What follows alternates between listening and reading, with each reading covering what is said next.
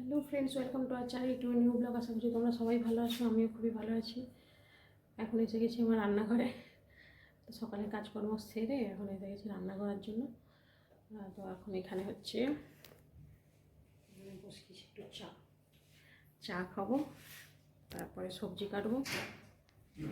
পালং শাক জলে ভিজিয়ে রেখেছি, রান্না হবে। চা খেতে খেতে সবজি আছে, পালং শাকের তরকারি বানাবো, আলু বেগুন মূলো সিম সব কিছু দিয়ে কপি আলু মাছের ঝোল করবো। তো চলো রান্না সবজি কেটে নিই, আর তোমরা পুরো ভিডিওটা দেখতে থাকো এবং আমার পাশে থেকো। এখানে মাছটা নুন হলুদ দিয়ে মেখে রেখেছি, পালং শাকটা এখানে ভিজিয়ে রেখেছি, সবজি এখানে রেডি করা, মশলা কাটবো। চাটাও আমার হয়ে গেছে, চাটা ছেঁকে নিই। তো এখানে সবজি কাটা কমপ্লিট হয়ে গেছে। এখানে হচ্ছে ফুলকপি আলু, সেটা দিয়ে মাছের ঝোল হবে। আর এখানে আছে আলু বেগুন সিম মূলো, যেটা পালং শাকের তরকারি হবে। এখানে ভাত বসিয়ে দিয়েছি, এখানে মাছ ভাজা হচ্ছে।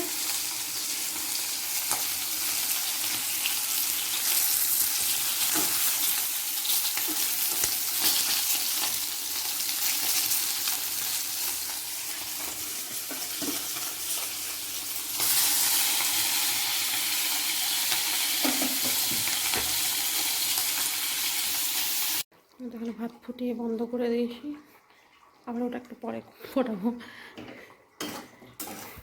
আমাদের এখানে বাবা চাল, তো আর চালটা অনেকটা ফোটে বলেই ভাতটা ফুটিয়ে বন্ধ করে রেখে দিই, মানে গ্যাস শেষ দুদিনে। এখানে ফুলকপি আলুর মশলাটা কষাবো। আমার এখানে জলের বালতি খালি, এখন যাই জল ভরে আসি।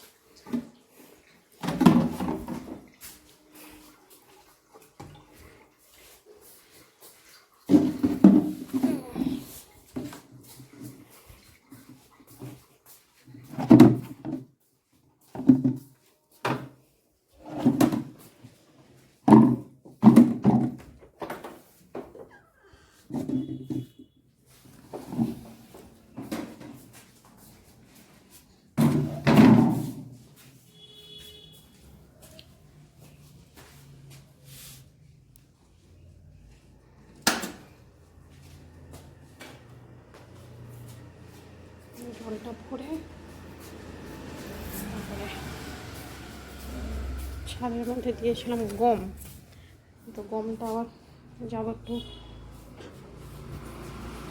জলটা ভরেই নি। তখন জল ভরা কমপ্লিট, জল ভরে বালতি এখানে রেখে দিয়েছি। তারপরে কফির মশলা এর মধ্যে দিয়ে ঢাকা। এবার হোক, গ্যাসটা একটু কম করে দিই, বাচ্চাই ছাদে।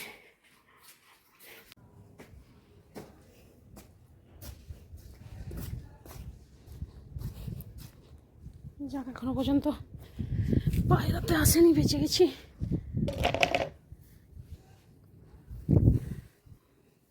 এই হচ্ছে আমার গম।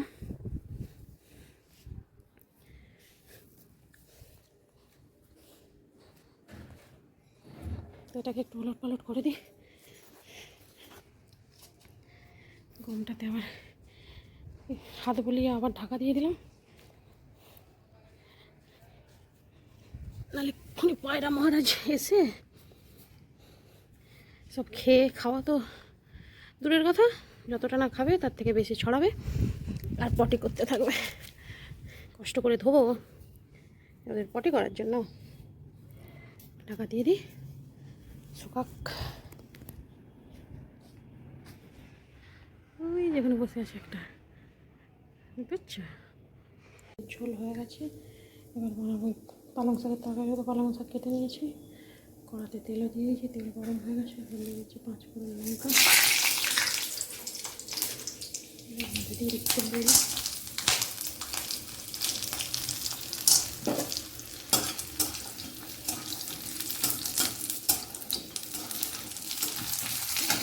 সাথে দিয়ে দিচ্ছি সবজিটা।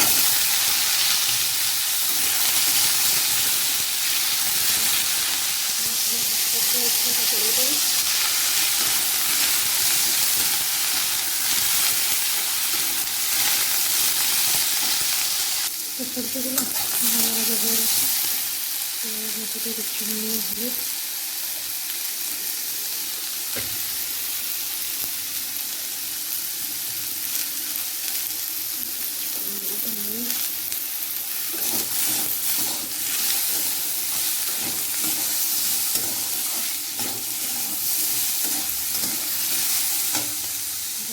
একটু স্বাদ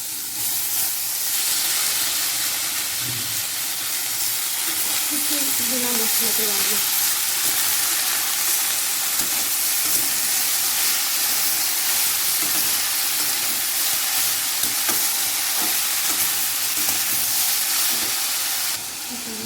সামান্য একটু জল দিয়ে ঢাকা দিয়ে দেবো, পালং শাকের জল বের হয়, সবজিটা সেদ্ধ করে দেবো।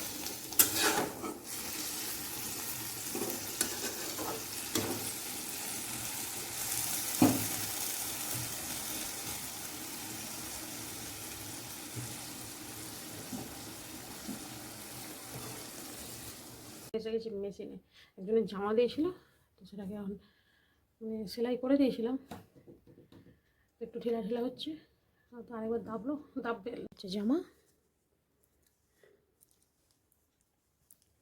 মানে একসাথে সমস্ত কাজ করলে যা হয় অবস্থা।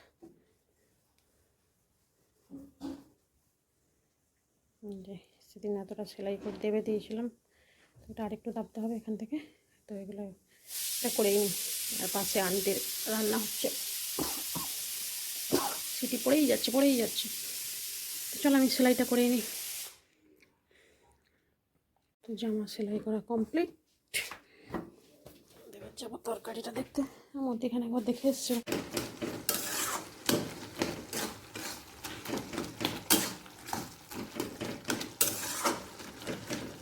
আলু শাকের তরকারি একদম কমপ্লিট, একটু ঘাটা করে নেবো, নামিয়ে নেবো।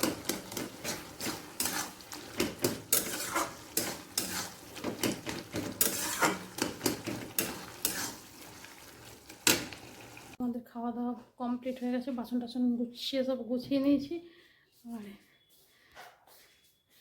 বেটুর জন্য এখানে ঢাকা দিয়ে রেখেছি, এবার এসে খাবার খাবে। আর একজন ওইখানে লুকিয়ে আছে, এই আমার জন্য রাখবে কিন্তু, পুরো ঝাপসা লাগছে একদম, আর এত হাওয়া চলছে চারিদিক বন্ধ করে দিলাম, শুধু ওই দিকটা খোলা আছে, ওদিকে জানলাটা। এখন যাচ্ছি ছেলেকে আনতে, তোকে নিয়ে আসি, যাওয়া যাক।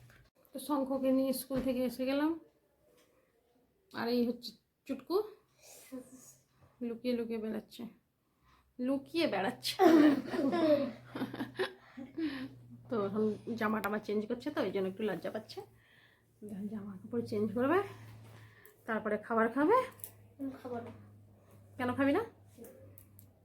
ঠিক আছে, তো তখন আমি একটু রেস্ট করি, তারপরে আবার আজকে কি আছে, আবার যেতে হবে। তো ড্রয়িং কমপ্লিট হলো তো, ঠিক আছে চলো। এখানে আলু কেটে রেখে, গাজর বিনস, এই গাজর শসা পেঁয়াজ কাটা, চাট হবে। এখন আলু ভাজা করি, তারপরে হবে চাট। তো টিভি দেখার পরে ঘুম থেকে তুলে খাবার খাওয়ালাম, এখন গোছাচ্ছে বই। শঙ্কর বই গোছানো হয়ে গেলে তারপরে আমরা লাইট বন্ধ করে আমরা যাবো ঘুমোতে। ততক্ষণের জন্য ভিডিওটা এতটা পর্যন্তই রাখলাম, দেখা হচ্ছে আগামীকাল নতুন একটি ভিডিওর সাথে। ততক্ষণের জন্য tata, bye bye, good night. এখনো জামা কাপড় পরে আছে ওখানে উঠাতে।